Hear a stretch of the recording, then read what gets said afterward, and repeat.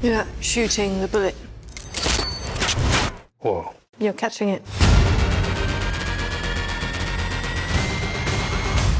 All I have for you is a word.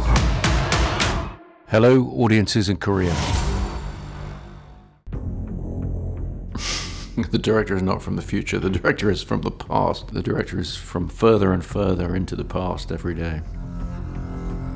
Well, understanding the rules of how inversion works in the film is something we've tried to outline through the body of the film. But the idea is that what's inverted, the object or person, travels in a different direction of time, but at the same speed.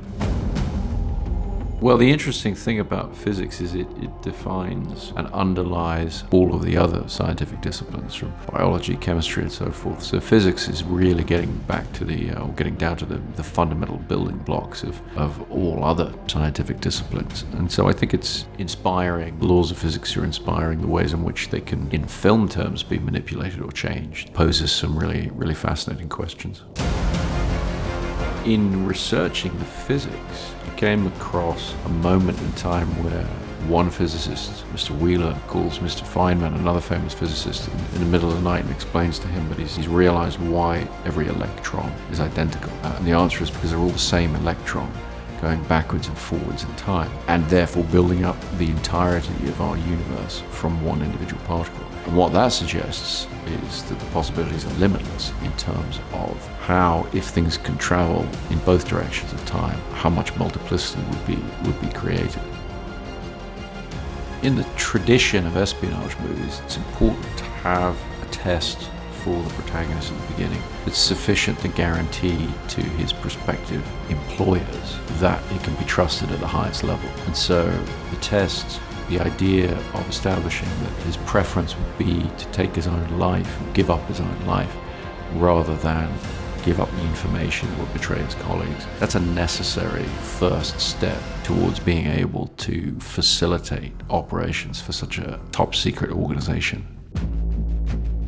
We tried to do as much of the film in camera as possible, so there would be as little manipulation of the image in post-production as possible. And so we used a lot of different techniques, including running the cameras forwards, running them backwards, having events take place forwards, having them staged backwards. The idea is that shot to shot to shot, there are different techniques each time, and hopefully that keeps it fresh in the eye of the audience.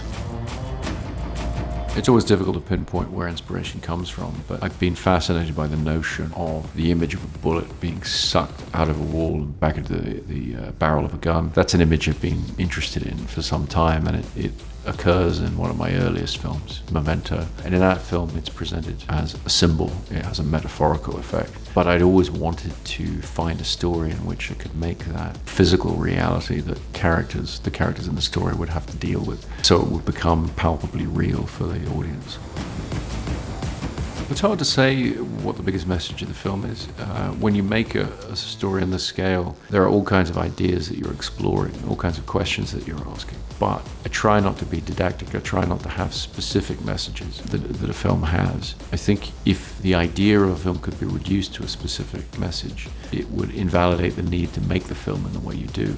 In other words, the film is to be experienced and enjoyed, and then whatever resonances or ideas come from that involves the participation of the audience. So thank you to all of you in Korea for coming to see the film. I hope you enjoy it. I've been thinking, this reversing the flow of time, doesn't us being here now mean it never happens? You mean time travel? No, inversion. Whoa.